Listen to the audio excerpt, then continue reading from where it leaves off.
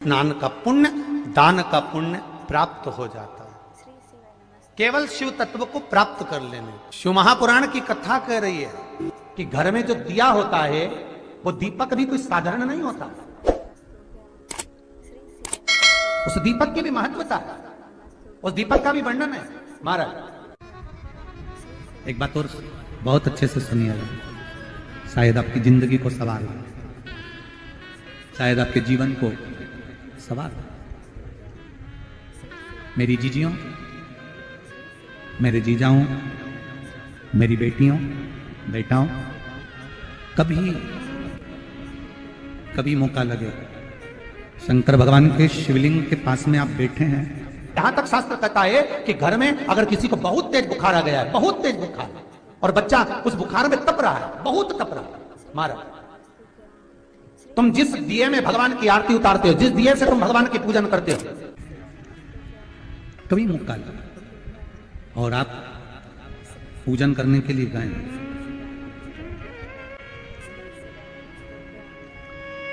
कभी पूजन करने के लिए, और आपको शंकर भगवान के शिवलिंग के पास में या शंकर भगवान के शिवलिंग के ऊपर कनेर का अगर पीला फूल देखा है ना आप लोगों ने, अरे बोलो तो जम के, देखा है?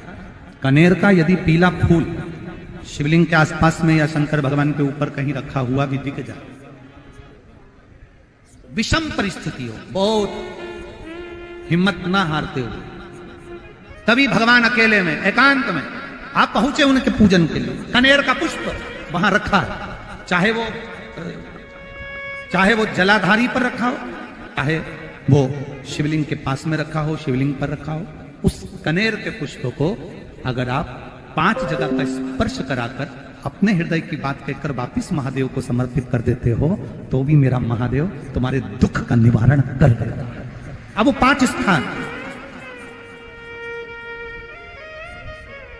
वो 5 स्थान, पहला गणेश जी, गणेश जी का जो स्थान होता है वह जगह, दूसरा षडानंद, श्री शिवाय नमस्ते।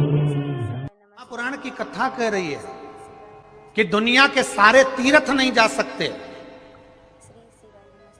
पृथ्वी की सारी नदियों में स्नान नहीं कर सकते,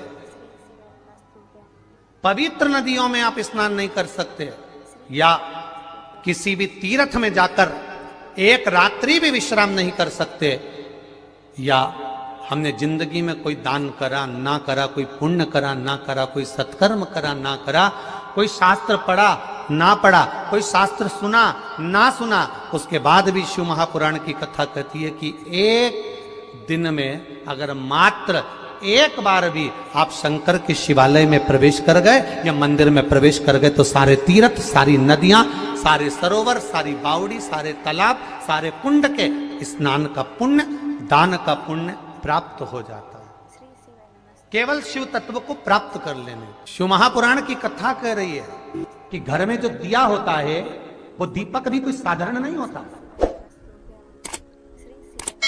उस दीपक की भी महत्वता है, उस दीपक का भी वर्णन है। महाराज एक बात और बहुत अच्छे से सुनिएगा, शायद आपकी जिंदगी को सवार, शायद आपके जीवन को कार्तिक। तीसरा अशोक सुंदरी वाला, चौथा जलाधारी जो ऊपर से बूंद बूंद जल नीचे गिरा रही है, जया, विषहरा, शामली बारी, दौतली, देव, शंकर जी की 5 बेटियों का।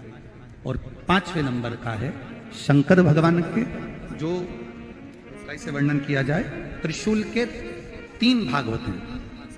करें दर्शन आप लोगों ने, जैसे सामने त्रिशूल लगा है, इस त्रिशूल के ऊपर देखेंगे तो 3 भाग दिख रहे हैं, नजर आ रहे हैं सबको? त्रिशूल का जो 3 भाग होता है, उस 3 भाग का जहां ज्वाइंट होता है, जहां मिलता है, एक जगह पर देखो तीनों भाग एक जगह पर मिले हुए, 3 भाग का जहां मिलन होता है, 5वां स्थान, ये 5वां स्थान, यहां पर स्पर्श कराकर शिवलिंग पर अपनी कामना कर श्री शिवाय नमस्तुभ्यम कहकर बाबा से अपने मन की बात कहकर जो समर्पित कर देता है, हम 3 महीना भी नहीं कहेंगे, हम तो कहेंगे अगर ज्यादा दुख है 3 दिन इंतजार करना, मेरा बाबा उस दुख को मिटाएगा। 3 महीना बहुत दूर, पर करना है दिल से। और कई तरह के दीपक होते हैं, दीपक का भी विधान वर्णन किया गया, उस दिए का भी वर्णन किया गया। यहां तक शास्त्र कहता है कि घर में अगर किसी को बहुत तेज बुखार आ गया है, बहुत तेज बुखार, और बच्चा उस बुखार में तप रहा है, बहुत तप रहा है, मारा, तुम जिस दिए में भगवान की आरती उतारते हो, जिस दिए से तुम भगवान की पूजन करते हो, उस दिए की बत्ती को नीचे डाल दीजिए और उस दिए को पानी की बाल्टी में धो दीजिए। कौन सी बाल्टी में? जिस बाल्टी के पानी से आप बच्चे को स्नान करा सको। मारा, केवल भगवान पर से ले जाकर, पास में से ले जाकर उस बाल्टी में थोड़ी देर डाल दो और उस बाल्टी के पानी से उस बच्चे को स्नान करा दीजिए। 15 से 20 मिनट, आधा घंटा लगेगा बच्चे का। बड़ी बेचैन दिख रही हो तुम, क्या बात है? पार्वती जी कहती है, देवव्रत, कश्मीर प्रदेश का एक भक्त देवव्रत बेलपत्री के वृक्ष के नीचे बैठकर आपका मंत्र जाप कर रहा। मैं आपको जगाना नहीं चाहती थी, पर बेलपत्री के वृक्ष के नीचे लक्ष्मी झाड़ू लगाती है, सरस्वती वीणा बजाती है, इंद्राणी उस बेलपत्री के वृक्ष के नीचे जल का सिंचन करती है, 33 कोटि देवी देवता उस बेलपत्री के वृक्ष की जड़ में विराजमान होते हैं। इसलिए देवव्रत एक बार पंचाक्षर मंत्र बोलता है तो वो 33 करोड़ बार गिना जाता है। ऐसा बेलपत्री का वृक्ष होता है। बेलपत्री के वृक्ष के नीचे एक बार अगर भगवान का नाम लिया जाता है तो वो 33 करोड़ बार, 33 कोटि बार गिना जाता है। एक मंत्र केवल नमः शिवाय, ओम नमः शिवाय, नमः शिवाय, ओम नमः शिवाय, 33 कोटि बार गिना है, 33 कोटि। कितना सुंदर लिखा है। फिर वही वाली बात आ गई जो पहले कथा में कहा, अपने लिए अच्छा वाला घी छाट के लाना, अच्छी कंपनी का लाना, और जब यज्ञ करने बैठे, पूजन करने बैठे, हवन करने बैठे, भगवान का कोई पाठ पूजन करवाई, पूजा वाले दुकान पे बोलना कि पूजा का घी चाहिए। तो वो पूजा का सामान बेचने वाला भी चतुर था, उसने पूजा का ही घी दिया। तो इन्हें पूछा, भैया ये घी कितने का? तो क्या 80 रुपए का? तो 80 रुपए का आधा किलो? तो क्या पूजा का है? विचार करिए जरा। अब और मांग कितना रही है? बस बेटा सीए में पास हो जाए भगवान, इसीलिए मैंने पूजन कराई। अब भगवान बोल रहा 80 रुपया का घी हमको लगा रही चूना, 80 रुपया का, और वो पूजन वाले की दुकान पे जाके घी का दिया लगाइए। अगर 40 का पाठ कर रहे हो हनुमान जी का, और बहुत ज्यादा संकट है, बहुत ज्यादा परेशानी है, इसका पाठ करो तो तिल्ली के तेल का दिया लगाओ, काली तिल के तेल का दिया, तिल का तेल का दिया, हनुमान जी के सामने आसन बिछाकर। बहुत तकलीफ है तो 3 पाठ प्रतिदिन करो, और एक आसन से जितने समय, 9 बजे अगर आप बैठते हो पाठ करने तो 9 बजे ही बैठना है। अरे हमारे सीहोर में घड़ी पूजा की दुकान है, हम अब कई परिचित हैं, उनके यहाँ चले जाते हैं। हमने पूछा क्यों रे तुम्हारे तो सारा अगरबत्ती रखी, धूप बत्ती रखी, दिया बत्ती रखी, सारी रखी, ये घी का पैकेट भी रखा, उसमें नाम भी लिखा है, ये काय का घी असली है भगवान की? अरे गुरु जी कोई असली है?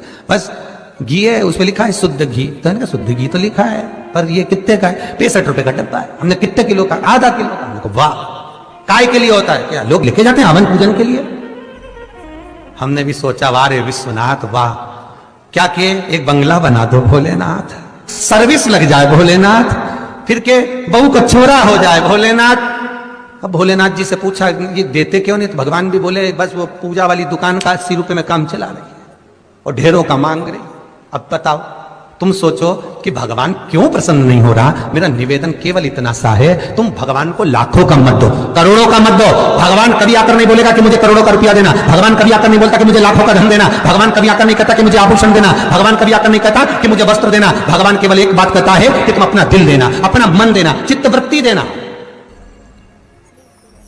तुम अपना मन तो दो, अपना भाव, अपना दिल, अपनी वृत्ति, अपना चित्त भगवान को दो। पर महाराज वही तो नहीं दे पाते, दिक्कत तो वही है ना, सबसे बड़ी बात, तकलीफ तो यही। लोग कहते हैं कि शंकर भगवान को केवल व्यक्ति एक बेलपत्र देता है, एक लोटा जल देता है, पर पद्म पुराण, अग्नि पुराण, स्कंद पुराण, कूर्म पुराण, ब्रह्मविवर्त पुराण, जिनके अंदर लिखा है एक बेलपत्र हम शिव को देते हैं, शंकर भगवान को एक बेलपत्र देना उतना ही बलवान है जैसा एक शालिग्राम भगवान को सोने के सिंहासन पर रखकर किसी ब्राह्मण को हम जब दान करते हैं उसके बराबर एक बेलपत्र शिव को चढ़ाने का फल प्राप्त हो जाता है।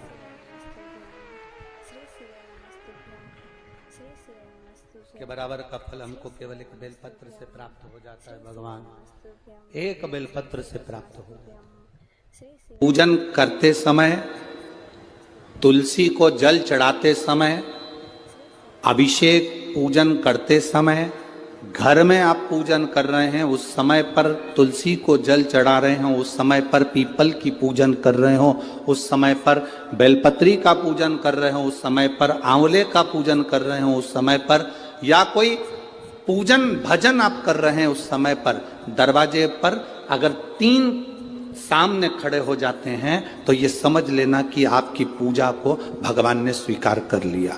कौन 3 है उसका स्मरण करिएगा। पहला, पूजन करते समय, भगवान की आराधना करते समय अंदर मंदिर में अपने घर में बैठकर आप भगवान निहला रहे हैं, भगवान की पूजन कर रहे हैं, अर्चना कर रहे हैं, सेवा कर रहे हैं, माला जाप कर रहे हैं, पूजन अर्चना कर रहे हैं, तुलसी को जल चढ़ा रहे हैं, उस समय पर 3 का दर्शन अगर आपको हो जाता है, आपके दरवाजे पर अगर आ जाते हैं तो आपका समझ लेना पूजा स्वीकार हो गया। पहले नंबर पर पूजन करते समय दरवाजे पर गौ माता आकर खड़ी हो जाए, समझ लो तुम्हारा पूजन सफल हो गया।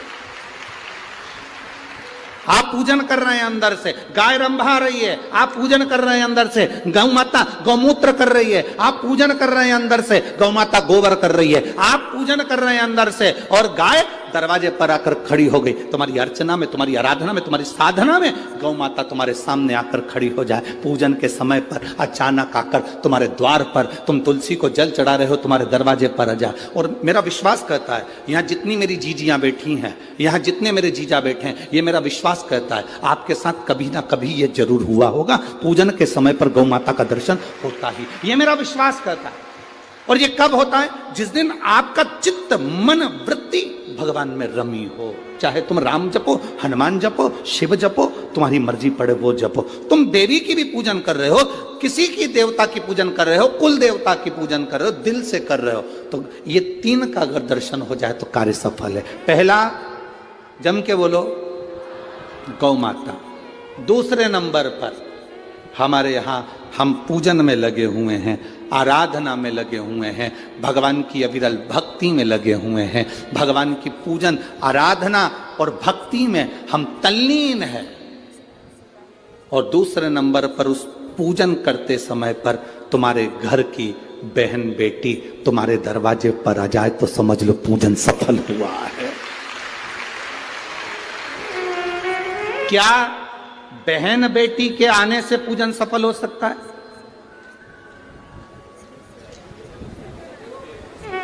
कहां लिखा हुआ है महाराज जी? आप इतनी बड़ी बड़ी बातें कहते हो। पूछने वाले पूछ सकते हैं, कहने वाले कह सकते हैं, आपने कैसे कह दिया कि बहन बेटी के आने से सफल हो जाता करे? तो आप उठाओ, हिमालय राज का बेटा बाणासुर से दोस्ती कर लेता, माता पार्वती का भाई बाणासुर से दोस्ती कर लेता है, और दोस्ती कर लेता है तो उसके चुंगल में फंस जाता है, बाणासुर के चुंगल में भाई संकट में आ जाता है। आज हिमालय राज और मैनावती दोनों बैठकर भगवान की आराधना कर रहे थे, इतने में पार्वती का आगमन हो जाता है। पार्वती ने आते से ही देखा, पिताजी आप आराधना कर रहे हो, पूजन कर रहे हो, किस लिए, क्यों? मैनावती ने कहा तेरा भाई संकट में घिरा हुआ है। पार्वती ने कहा क्यों चिंता करते हो, क्यों चिंता करते हो? पिताजी मैं आई हूं ना, चिंता मिटा दूंगी, चिंता मिटा दूंगी, आप चिंता ना करें। क्या हुआ? बाणासुर तेरे भाई को कष्ट दे रहा। बेटी पार्वती ने संकल्प ले लिया, उस बाणासुर का अंत मैं करूंगी। ना भगवान ब्रह्मा बाणासुर को मार सके, ना भगवान कृष्ण बाणासुर को मार सके। बाणासुर की कन्या भगवान कृष्ण के पास में, वहां उनके पौत्र के पास में गई, भगवान कृष्ण का युद्ध बाणासुर के साथ हुआ, 1000 भुजा, तो बाणासुर को भगवान कृष्ण नहीं मार सके। बाणासुर को न नारायण मार सके, न ब्रह्मा मार सके, बाणासुर को न शंकर मार सके, क्योंकि शिव ने तो वर दिया था, बाणासुर को केवल मारा है। कोई तुमसे पूछे कि सियोर वाले महाराज ने कहा कि बहन बेटी के पूजन करते समय अगर बहन बेटी आ जाती है, पूजन करते समय हमारे घर की बहन बेटी, तुम्हारे कुल की बहन बेटी, तुम्हारे घर की बहन बेटी तुम्हारे दरवाजे पर आ गई, भले तुम उसको कुछ दो मत दो, पर बहन बेटी अगर तुम्हारे पूजन के समय पर तुम्हारे क्यों आप लोगों के ऐसा नियम है कि नहीं हमको नहीं मालूम। हमारे यहाँ तो ऐसा नियम है कि जब भी घर में कोई बड़ा आयोजन होता है, शादी होती है, फंक्शन होता है, तो कोई उद्यापन होता है, कोई चीज बड़ी करते हैं, तो सबसे पहले फोन बहन बेटी को लगाते हैं कि हमारी बहन हमारे यहाँ आए, हमारी बेटियां, हमारी नंदे हमारे यहाँ।